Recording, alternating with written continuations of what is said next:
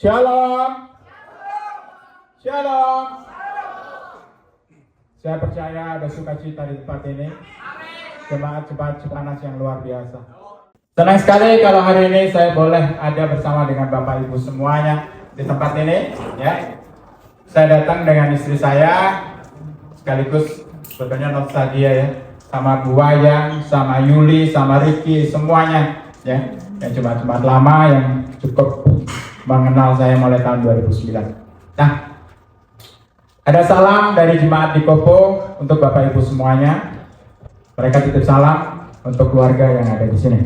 Baik, pagi hari ini kita akan berbicara adalah iman yang tidak tergoyahkan. Ya, iman yang tidak tergoyahkan. Saya mau nanya dulu, siapa di sini yang datang tidak punya masalah? Siapa yang datang di tempat ini tidak punya masalah? Pak, nggak punya masalah? Iya, habis. Pintar habis, Pak.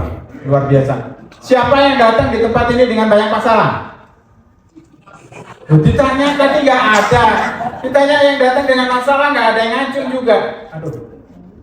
Ya. Ya. Setiap orang pasti punya masalah, besar, kecil atau enggak. Ya. Nah, seringkali ketika kita menghadapi masalah, banyak sekali orang-orang Kristen sekalipun yang katanya, aku percaya Yesus Kristus, imanku tidak akan goyah. Tapi puji Tuhan kalau di Cipanas ini ternyata nggak ada yang punya masalah. Haleluya. Berarti saya, udah selesai khotbahnya gitu. Ya. Teh panas pakai jamu. Jemaat Cipanas, aku bangga padamu. Ke pasar malam beli yoyo. Sekarang yuk. Ya. Unshakable faith, iman yang tidak tergoyahkan. Suatu saat, ini cukup lama terjadi, yaitu tahun 1850-an. Ada seorang nahkoda kapal, kapten kapal, ketika itu dia sedang duduk di kapalnya, dia menghadap ke laut, dia lagi termenung karena dia 3 hari dia tidak bisa berlayar. Artinya kalau dia tidak bisa berlayar berarti tidak ada pemasukan uang. Tiba-tiba ada seorang yang masuk, kemudian dari belakang dia menegur, Pak Kapten, tolong antar saya ke kota A di depan sana. Itu perjalanan kurang lebih 6 jam dengan kapal. Karena zaman itu transportasi darat belum sebagus yang sekarang, pesawat terbang pun juga belum ada. Ya. Transportasi dari kota ke kota biasanya mereka naik kapal. Nah, para kapal ini menjawab, Tuan, apakah Tuan tidak melihat? Di depan itu kabut itu sangat tebal. Saya sudah 3 hari saya bersandar dan saya tidak bisa berlayar. Karena saya tidak berani berjalan dengan kabut yang tebal. Iya, saya melihat, kata orang yang bertepuk tangan.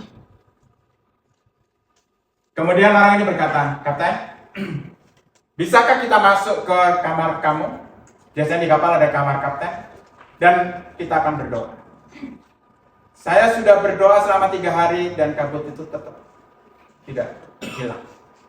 Akhirnya mereka berdua masuk ke kamar itu. Kemudian si bapak yang menepuk tangannya, yang menepuk pundak si kapten ini, mereka berdua berdoa. Tuhan, aku percaya 57 tahun Engkau tidak pernah meninggalkan aku. Dan hari ini aku akan menyampaikan kebenaran Injil-Mu di kota A. Dan aku minta Tuhan berikan jalan. Kemudian selesai berdoa, amin. Si kapten kapal ini berdiri dan dia berkata, kabut tidak hilang. Tapi si orang ini bicara. Kita lihat 5 menit ke depan.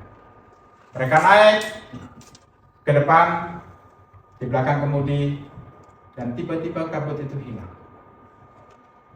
Kabut itu hilang dan cerah cuaca itu.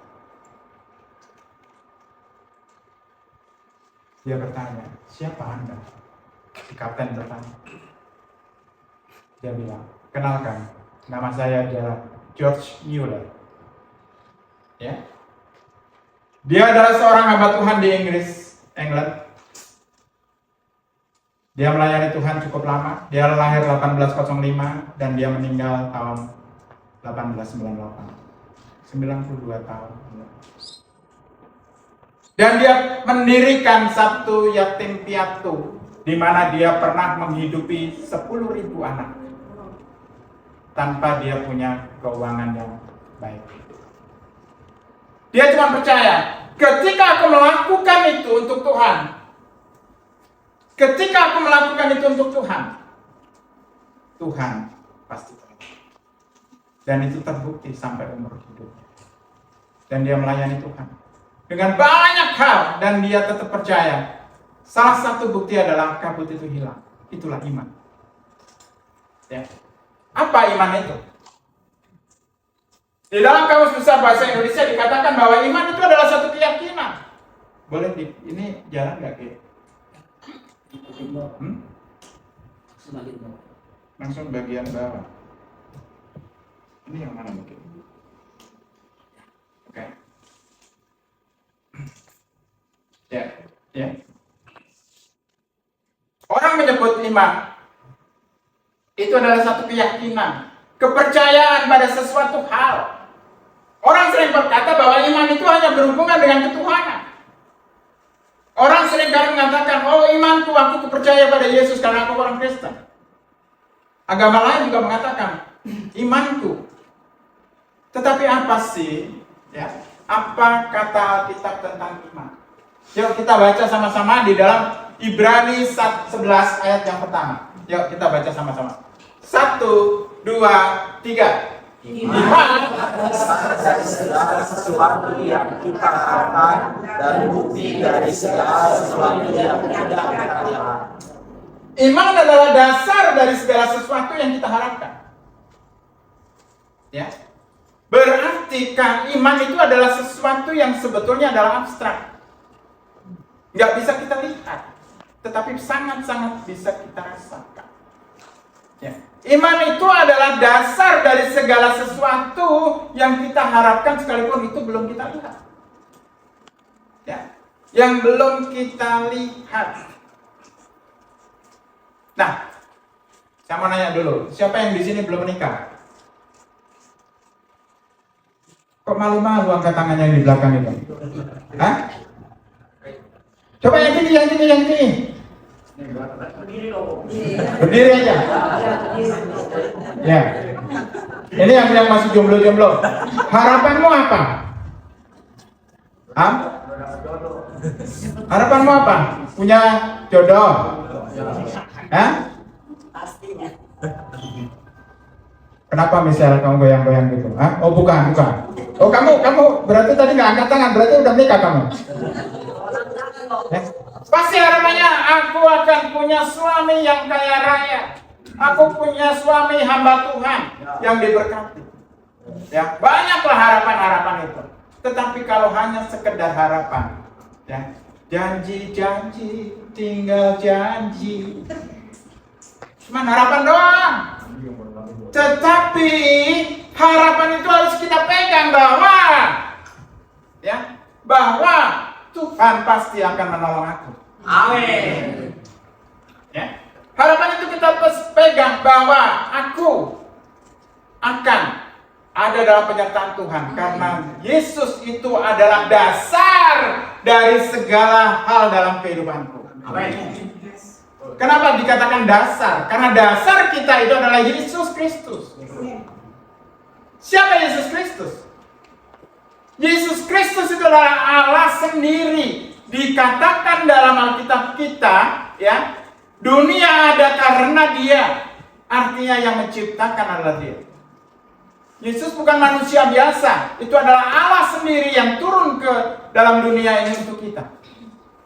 Kalau dasar kita adalah Yesus yang kita percaya yaitu pemilik segala sesuatu, artinya apa? Bahwa Dia sanggup untuk melakukan segala apa yang Dia mau. Amin. Dan dia pun sanggup untuk memenuhi segala apa yang kita harapkan. Ya. Dan seringkali harapan tinggal harapan karena kita tidak pernah melihat itu terjadi. Kemudian kita beralih iman kita menjadi korban. Tetapi kalau kita tahu hari ini, dasar daripada seluruh pengharapan itu adalah Kristus. Kristus berkata, ya, di dalam Matius 28 ayat 18, segala kuasa di surga dan di bumi sudah diberikan kepadaku. Segala, artinya ada nggak? Kuasa yang lain di luar segala tadi? Ya, meskipun namanya itu segala gitu ya, orang Batak, kuasanya sudah ada di Kristus. Nah sekarang kita lihat, kalau kita sudah mengerti iman itu adalah dasar kita untuk memiliki keyakinan yang kuat akan hal yang kita harapkan tetapi belum terwujud atau terlihat secara fisik. Ya, karena dasar kita adalah dasar Kristus. Ini yang kita pegang dulu. Nah, kita akan belajar bagaimana kita menemukan supaya iman kita tidak goyah. Banyak orang-orang Kristen tidak hanya di sini, tapi juga di Kupu, juga di Sukabumi, juga di Cianjur, seringkali kehilangan harapan. Kalau ditanya, kamu percaya Yesus? Percaya, Pak. Tapi 5 tahun suami saya pergi nggak balik-balik, Pak. Kemana? Di gondol BW, Pak. Ya. Lah ibu udah berdoa Pak tiap malam. Pagi lupa. Ya. Nah seringkali kita kehilangan harapan karena apa? Karena kita seringkali kita tidak sepenuhnya kita berserah pada Tuhan. Ya. Ada hal-hal yang masih masuk dalam pikiran kita. Pasti Tuhan tidak mengabulkan. Tuhan itu jauh. Mungkin Tuhan tidak mendengar. Mungkin Tuhan tidur. Banyak hal yang seperti itu. Nah, saya mengajak kita belajar dari seorang tokoh dalam Alkitab. Di dalam Alkitab banyak tokoh-tokoh iman yang kita lihat. Ya. Umur 500 tahun, Tuhan datang pada Nuh untuk diperintahkan membuat bahtera yang ukurannya sangat besar, 300 kaki panjangnya, ya, lebarnya 50, tingginya 30. Itu besar banget. Zaman itu belum ada kapal Titanic, belum ada kapal-kapal besar. Nuh disuruh membuat kapal yang sangat besar itu. 300 hasta bukan kaki ya. 300 hasta itu panjangnya hampir 150 meter. Ya, artinya kalau hotel ini saja nggak tahu saya panjangnya, katakan 150 meter, gedenya segini.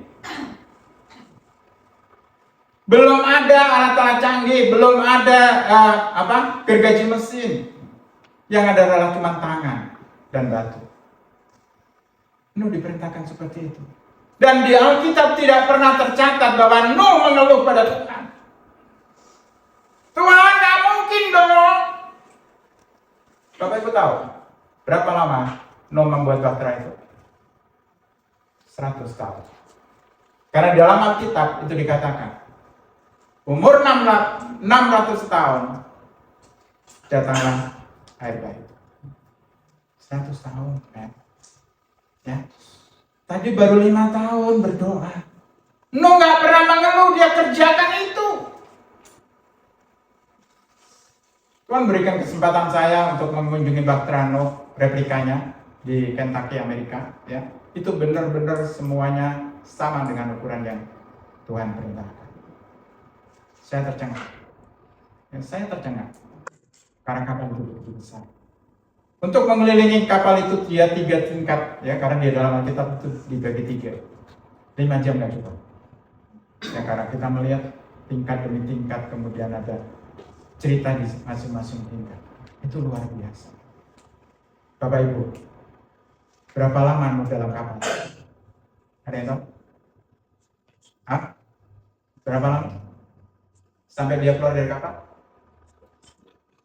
Bahtera itu 40 hari. Ya. Air surut 150 hari. Nuh ada di kapal hampir 1 tahun. Tepatnya 371 hari. Bayangin, 371 hari di dalam kapal. Bosan nggak? Bosan nggak? Ya, kalau kita kapal pesiar yang setiap hari itu dikasih makan enak, ada masalah. No, enggak. Dia harus menyiapkan makan bagi binatang-binatang itu. Bapak Ibu tahu berapa binatangnya? 7.600 sekian binatang. Pernah nggak bayangkan, di dalam Alkitab nggak diceritakan bagaimana Nuh harus membersihkan kotorannya. Bayangkan nggak? Tapi Tuhan ajarkan, di situ saya melihat kebesaran Tuhan. Bagaimana Nuh bisa makan, memberi makan daripada binatang-binatang itu. Tuhan sudah ajarkan tentang hidroponik. Luar biasa Tuhan kita. Beri kemuliaan bagi Tuhan. 100 tahun dia menunggu dan imannya tidak pernah goyah. Ada lagi Abraham. Ya. Dan banyak lagi tokoh-tokoh Alkitab yang berkaitan dengan iman. Dan hari ini saya mengajak belajar ya, satu tokoh, yaitu Yosua. Ada yang kenal? Ada yang namanya Yosua di sini? Ada. Oh iya. Ya. Ayo kita baca, ya. Kelihatan Bapak Ibu dari sana? Karena tulisannya kecil. Yosua 1 ayat 1 sampai dengan 6. Saya akan baca ayat 1 dan 2. Bapak Ibu baca ayat 3 dan 4. Kemudian kita akan baca sama-sama ayat 5 dan 6. Ya, setuju? Oke, ya, saya akan bacakan ayat yang pertama sampai dengan yang kedua. Sesudah Musa hamba Tuhan itu mati, berfirmanlah Tuhan kepada Yosua bin Nun abdi Musa itu demikian. Hambaku Musa telah mati. Sebab itu bersiaplah sekarang, seberangi sungai Yordan itu, engkau dan seluruh bangsa ini menuju negeri yang akan kuberikan kepada mereka, kepada orang Israel itu. Tolong, 1. Baik, sudah kelihatan ya di bawahnya. Cepat dong. Setiap tempat yang akan diinjak oleh Bapa kakimu, kuberikan kepada kamu, seperti yang telah menjanjikan kepada Musa. Dari padang gurun dan gunung Libanon yang sebelah sana itu sampai ke sungai besar, yakni sungai Efrat, seluruh tanah orang Het, sampai ke laut besar di sebelah matahari terbenam. Semuanya itu akan menjadi daerahmu. Ya. Saya baca dari Alkitab saya karena ayat 6 ya kelihatan. Seorang pun tidak akan dapat bertahan menghadapi engkau seumur hidupmu. Seperti aku menyertai Musa. Perhatikan, seperti aku menyertai Musa. Demikian aku akan menyertai engkau. Aku tidak akan membiarkan engkau dan tidak akan meninggalkan engkau. Kuatkan dan teguhkan hatimu. Sebab engkaulah yang akan memimpin bangsa ini memiliki negeri yang kujanjikan dengan sumpah kepada nenek moyang mereka untuk diberikan kepada mereka. Siapa sih Yosua? Yosua dikatakan, Yosua tahu dirinya sendiri? Tahu? Ya. Yosua dikatakan dalam Alkitab dia adalah abdi Musa. Ya. Nama aslinya adalah Hosea bin Nun, yang artinya keselamatan. Kemudian Tuhan mengganti namanya melalui Musa, namanya adalah Yosua bin Nun, yang artinya adalah Tuhan keselamatan. Tuhan adalah keselamatan. Ya. Namanya diubah oleh Musa, diganti oleh Musa untuk menjadi nama yang lebih lagi, yaitu Tuhan adalah keselamatan. Artinya di sini bahwa Musa sudah menubuatkan bahwa Yosua itu adalah yang akan menyelamatkan bangsa Israel untuk masuk ke dalam tanah perjanjian. Ya. Dia bukan hanya sekedar abdi daripada Musa yang melayani Musa seperti seorang pembantu, bukan. Tetapi dia adalah orang kepercayaan daripada Musa. Orang yang dididik oleh Musa sepanjang hidupnya Musa, sehingga dia dikader untuk menggantikan dia. Si Yosua dikader untuk menggantikan Musa. 40 tahun Yosua bersama-sama dengan Musa. Mulai dari umur dia 30 tahun. Cukup lama. 40 tahun dia melihat bagaimana Tuhan menyertai daripada Musa. Dan 40 tahun dia belajar banyak bahwa Tuhan tidak pernah meninggalkan Musa untuk memimpin bangsa Israel. Dan ketika hamba Tuhan yang bernama Musa itu meninggal, Tuhan datang kepada Yosua. Hambaku Musa telah mati. Ya. Sekarang tugasmu adalah membawa bangsa ini sampai kepada tanah yang aku janjikan kepada nenek moyang. Kira-kira tugasnya tugasnya Yosua itu ringan atau berat? Hah? Berat banget. Bapak Ibu bisa bayangkan nggak? Berapa orang sih yang dibawa oleh Yosua untuk masuk ke tanah Kanaan? Sekitar 2 juta. Ya, sekitar 2 juta. Kira-kira.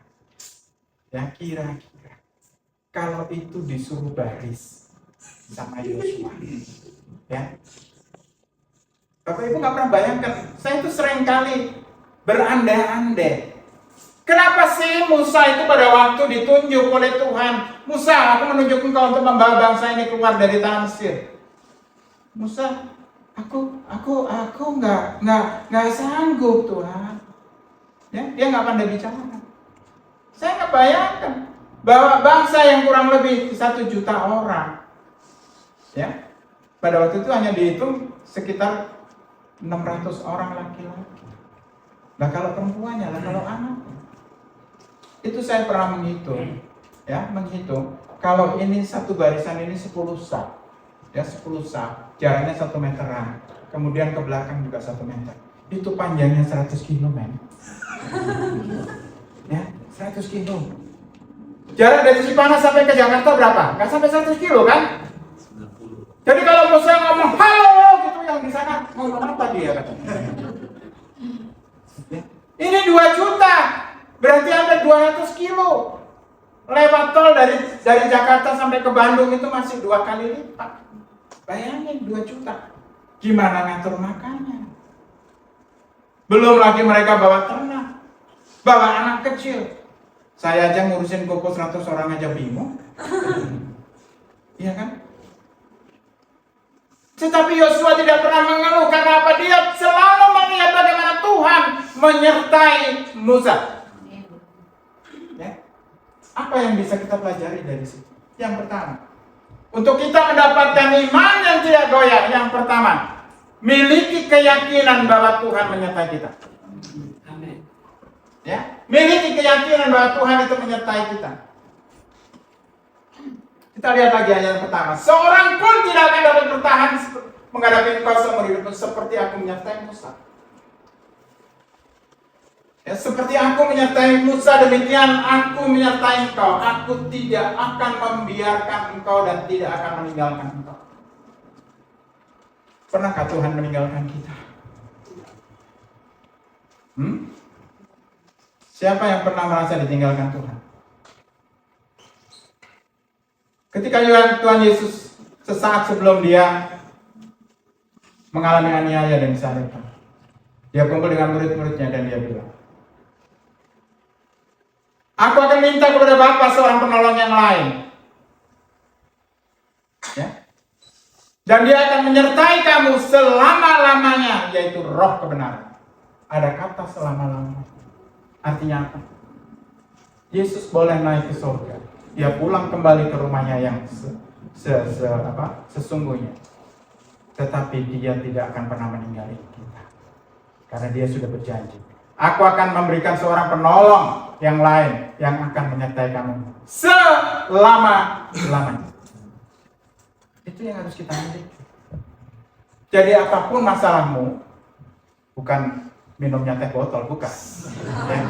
Apapun masalahmu, kamu percaya bahwa penyertaan Tuhan itu selama-lamanya ada di dalam kehidupan kita. Entah persoalanmu besar, entah persoalanmu kecil, tapi percayalah, Tuhan senantiasa menyertai. Janji Tuhan kepada Yosua itu juga berlaku buat kita. Dia tidak akan pernah meninggalkan kita. Yang sering kali terjadi adalah kita yang meninggalkan Tuhan. Dan jangan itu terjadi. Yang kedua, supaya kita punya iman yang tidak tergoyahkan. Kita lihat apa janji Tuhan. Yosua 1 ayat 6. Kuatkan dan teguhkanlah hatimu, sebab engkaulah yang akan memimpin bangsa ini memiliki negeri yang kujanjikan dengan bersumpah pada nenek moyang mereka untuk diberikan kepada mereka. Memimpin 200 orang. Ya. Kalau nggak kuat-kuat, yang namanya Yosua, dia lari. Tuhan, aku nggak sanggup.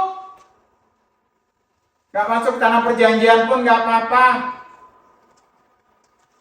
Tapi Yosua tetap teguh, tegar. Demikian juga ketika itu masalah badai apapun ada dalam kehidupan kita,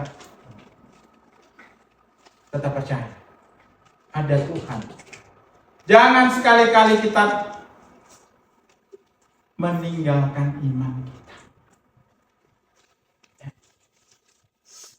Hari-hari ini kita lihat banyak tokoh-tokoh Kristen, ya, yang dia serahkan imannya kepada dunia dan dia tinggalkan. Karena apa yang dia kejar adalah kesenangan dunia. Karena apa yang dia kejar? Kedudukan. Karena apa yang dia kejar? Materi. Karena apa yang dia kejar? Kehormatan.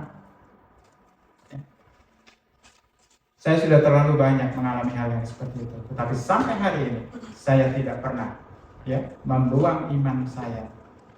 Berkali-kali di dalam pekerjaan saya mengalami karena saya orang Kristen. Ya. Sakit. Bohong kalau saya nggak sakit. Ya. Adik-adik kelas saya tiba-tiba di atas saya, melompati saya dalam satu jabatan. Kerjaan saya tiap hari cuma baca Alkitab di kantor. Tuhan, saya percaya firman-Mu ya dan amin. Saya tunggu waktunya Tuhan. Ya. Sampai ada teman-teman saya yang bilang, Pas, itu ada kiai hebat, serahin jasmu sama dia, pasti kamu dapat jabatan. Apa? Saya bilang, dia manusia atau Tuhan? Kok gitu, Mas? Tuhan gua lebih gede daripada manusia itu. Saya bilang gitu. Ya. Ketika waktunya Tuhan kasih buka jalan. 1 tahun lebih saya mengalami seperti itu. Buka jalan. Bet. Mereka dibawa sampai pensiun pun mereka dibawa saya. Tuhan ajaib.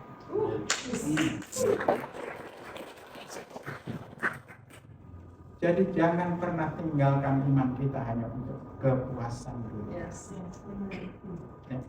Nah, kita lihat cerita ini. Suatu saat Petrus dengan teman-temannya mereka sedang ada di danau Galilea. Tuhan Yesus datang berjalan di atas air. Mereka berteriak, itu Tuhan. Bukan, itu hantu. Kemudian Petrus, Tuhan, kalau itu Engkau, supaya aku bisa berjalan di atas air. Tuhan katakan, ini aku. Tuhan sudah katakan, ini aku. Berarti Tuhan itu ada di hadapan para murid, di hadapan Petrus. Ya, kelihatan nyata. Dan Petrus pun berjalan. Tetapi baru dapat beberapa langkah ketika dia merasakan hembusan angin, dia mulai bimbang. Ya, kayak lagunya Kus-Kus. Mengapa bimbang dan ragu? Gitu kan. Ya. Nah, pada akhirnya apa yang dilakukan oleh Petrus? Dia mulai tenggelam. Dia minta tolong dan ditolong oleh Yesus. Apa kata Yesus di sini? Ya.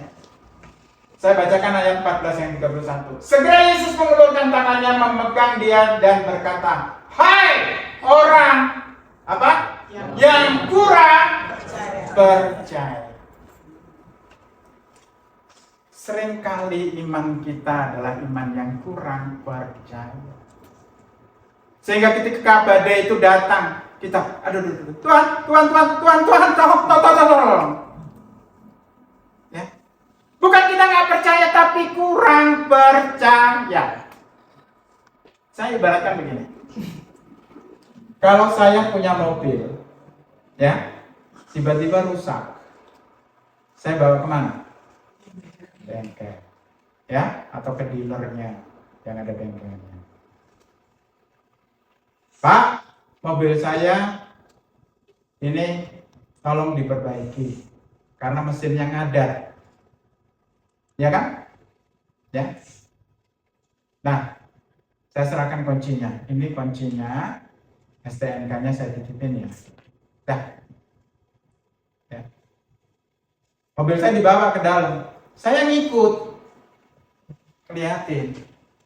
Terus bilang sama mekaniknya, bukan itu yang rusak, ini loh. Ini. Karena saya nggak percaya sama mekaniknya. Harusnya kalau saya sudah serahkan kepada bengkel, ya, yang bengkelnya adalah benar-benar qualified, harusnya saya tinggal dan saya percaya kan, pokoknya yang penting mobil saya nanti selesai baik. Nah ini enggak saya ikutan, karena saya nggak percaya. Nah seringkali kita begitu, seringkali kita mendikte Tuhan. Siapa ya? Siapa yang ngacung? Oh nggak ada yang ngaku. Ya, kalau ada bertobat ya.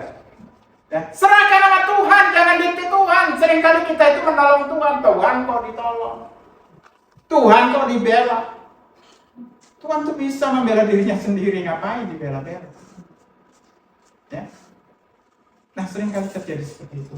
Kuatkan dan teguhkan hati ini. Bapak Ibu, ini gambar apa? Ada yang tahu? Ya, ini kulit telapak kaki. Aneh kan? Saya mau berikan satu kesaksian. Ini sudah terjadi 21 tahun yang lalu, tepatnya 2003. Ya, pada waktu itu saya masih menjabat di Jawa Timur, di kota kecil namanya Bondowoso. Kegiatan saya itu sangat-sangat luar biasa sibuk, termasuk dengan ibu. Ya, kadang harus pindah satu kota ke kota lain. Ya, pindah ke satu kota ke kota lain karena mengikuti rapat. Ya. Jadi di mobil saya selalu sedia koper dengan pakaian. Kalau saya tidak pulang, ambil baju karena saya harus dapat tugas lagi. Ya. Istri saya nggak kuat dan sakit. Dia dirawat di rumah sakit kecil di Bondowoso, ya karena itu kota kecil. Di sana yang terkenal itu tapenya. Oh tapenya sampai sekarang kalau payah aja kalah. Itu enak banget. Nah, ketika istri saya sakit, selama kurang lebih 3 hari di rumah sakit kecil itu, direktur utama saya datang. Ya, direktur utama Perhutani itu datang. Mohon maaf, karena beliau sudah meninggal. Ya. Dia senengannya adalah bertapa.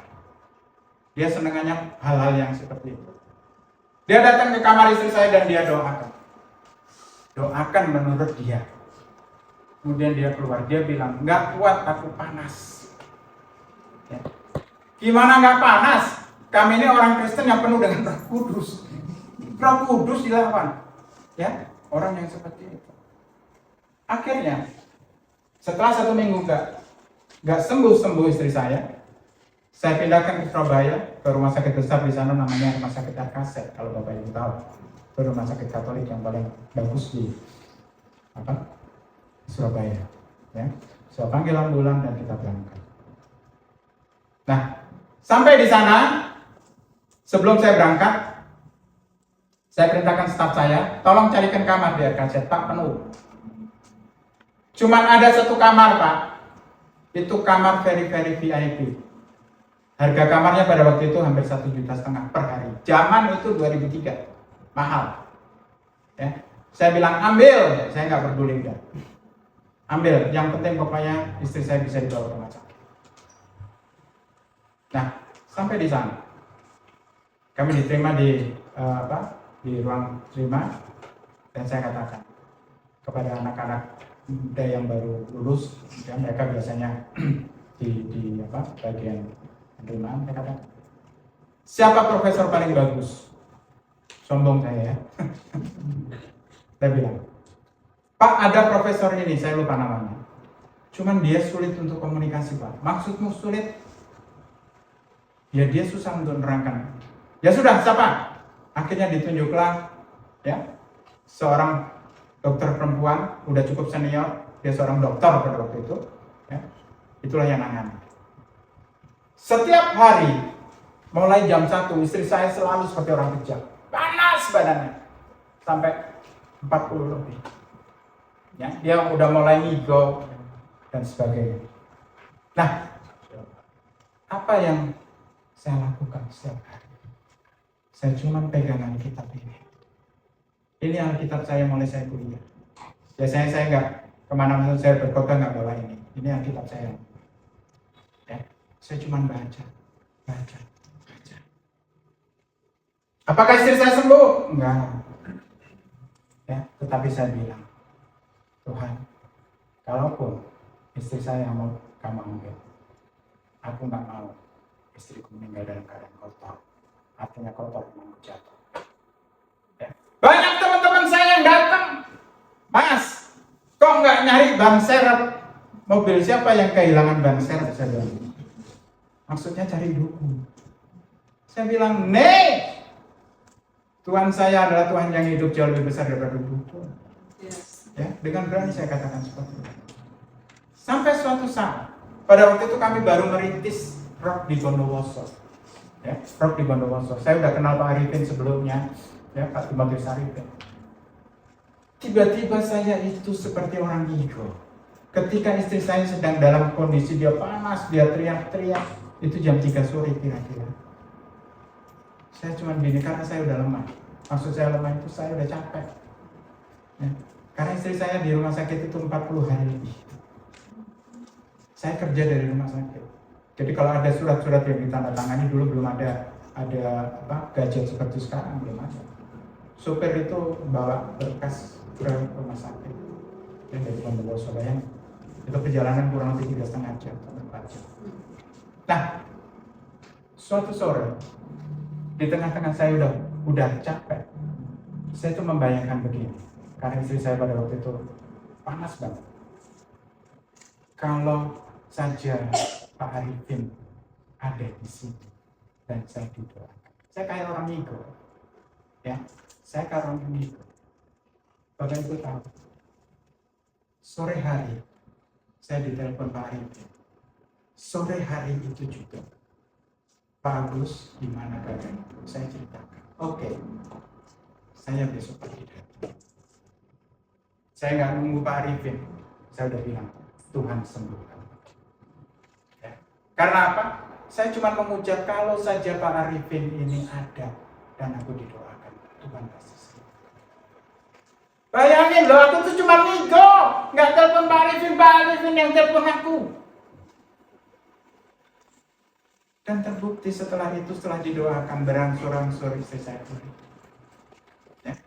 Dia dikasih yang namanya antibiotik yang sangat tinggi. Kepalanya ini botak. Ya, rambutnya brodol semuanya. Ini salah satu kenang-kenangan. Telapak kakinya terkelupas kulitnya. Ini sampai saya simpan di Alkitab saya, Bapak Ibu, ya. Nih, kenang-kenangan. Ya, segede ini nih. Tapi di situ yang membuat saya sampai hari ini, saya percaya Tuhan pasti tolong saya dalam segala masalah. Dalam segala masalah, itulah yang membuat saya tetap teguh. Ya. Tetap. Ini yang kamu mau keripik? Ya. Kenang-kenangan yang indah. Inilah yang membuat iman saya sampai hari ini saya bisa berdiri tegak. Karena saya tahu, ya, Tuhan memproses saya melalui yang hal seperti itu. Andai kata waktu itu saya memilih ban serep, merek Goodyear atau Dunlop atau Bridgestone, ya, saya nggak akan pernah berdiri di tempat ini. Dan saya nggak pernah kenal sama Ricky, nggak pernah kenal sama Pak Ampi. tetapi Tuhan bawa saya sampai hari ini. Itu kesaksian. Ya, Tuhan kita ajaib. Sekali lagi beri kemuliaan. Satu hari lagi. Kerja saya cuma baca Alkitab setiap pagi. Nggak mudah. Apalagi yang kita lihat? Sorry. Mau melihat ke depan. Seringkali kita melihatnya jangka yang pendek. Tetapi kalau kita berani melihat yang ke depan, ya, seperti halnya Yosua, sebab engkau lah yang akan memimpin bangsa ini memiliki negeri yang dijanjikan. Bukan dia gila hormat untuk memimpin bangsa itu sebanyak 2 juta orang, enggak. Tetapi dia melihat tanah yang akan dijanjikan Tuhan itu adalah tanah yang luar biasa. Ya, karena dia mengalami bagaimana orang-orang yang tidak percaya mereka itu mati di padang gurun. Tetapi angkatan Yosua yang masuk. Dia bisa melihat ke depan. Dia bisa melihat yang Tuhan janjikan. Nah, kita lihat di sini. Ya, gambar orang meneropong bintang. Kalau kita hanya melihat dengan pandangan ke depan yang pendek, kita tidak akan pernah melihat apa-apa. Ya, tetapi kalau kita gunakan teropong, kita melihat yang jauh itu sangat kelihatan. Seperti orang meneropong, dia lihat bintang-bintang yang indah. Bintang yang berkelap-kelip yang kelihatan itu. Dan di sini kita melihat, kalau kita mau melihat ke depan, pasti kita melihat janji Tuhan. Sebab apa yang dituliskan dalam Yesaya 55 ayat 8? Sebab rancanganku bukanlah rancanganmu. Ya. Dan jalanmu bukanlah jalanku. Demikian firman Tuhan. Seperti tingginya langit dari bumi, demikianlah tingginya jalanku dari jalanmu, dan rancanganku dari rancanganmu. Kalau kita mau melihat ke depan jauh akan janji Tuhan, kita akan menemukan satu yang indah. Seperti hanya kita menemukan bintang-bintang. Yang terakhir,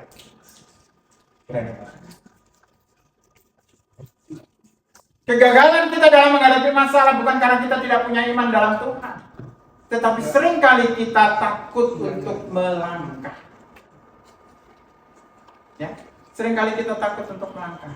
Oh, aku pengen, ya, nanti suatu saat kalau aku sudah punya uang, aku akan bikin kos-kosan 100 kamar.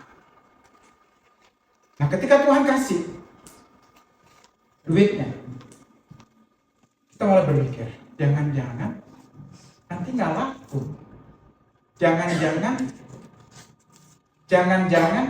akhirnya nggak langkah-langkah. Ya, aku mau usaha dia bikin warung. Berhitung dengan teliti, oke, aku bisa. Kapan kamu mulai? Iya, belum ya Pak. Ketemu lagi, kapan Pak? Mulai. Aduh. Pak, nanti kalau nggak laku gimana? Ya udah, jangan buka warung. Ya. Seringkali kegagalan itu disebabkan karena kita tidak pernah mau melangkah. Ya. Tuhan itu mengajarkan kita untuk step by step kita melangkah bersama Dia. Bukan tiba-tiba kita melompat jauh. Ya. Nah, Tuhan mengajarkan kita. Kita lihat di sini. Apakah Yosua melangkah? Di dalam Yosua 3 ayat yang pertama dikatakan begini.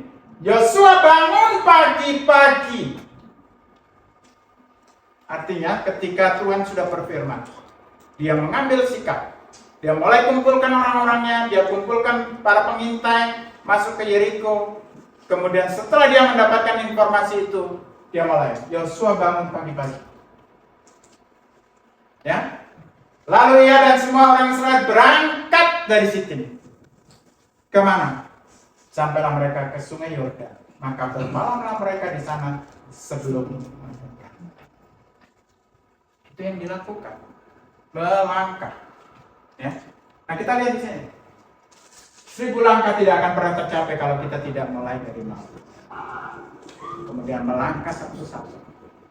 Seringkali kegagalan itu terjadi. Nah, pertanyaannya adalah, silakan Anda pilih. Ya. Kita mungkin punya iman yang teguh, tetapi kita tidak pernah melangkah untuk mendapat keberhasilan. Atau kita takut melangkah dan terjerumus dalam berbagai kegagalan. Tinggal pilih jalan mana yang aku pilih. Benar kan? Tuhan sudah memimpin kita untuk kita mempunyai keyakinan yang teguh. Ya. Kuatkan dan teguhkan hati kita untuk kita menjadi kuat. Atau kita berani untuk melihat ke depan dan kita mulai berani. Apapun masalahmu, sebesar apapun yang sekarang sedang kau hadapi, Tuhan sanggup untuk menolong. Tuhan sanggup untuk menyertai kamu selama-lamanya. Dia menyertai. Kegagalan itu bukan karena kesalahan Tuhan. Tuhan tidak pernah merancangkan kegagalan. Tapi Dia katakan, sebab aku ini tahu rancangan-rancangan apa yang ada padaku mengenai kamu. Rancanganku adalah rancangan bawa damai sejahtera, bukan rancangan kecelakaan. Tetapi adalah masa depan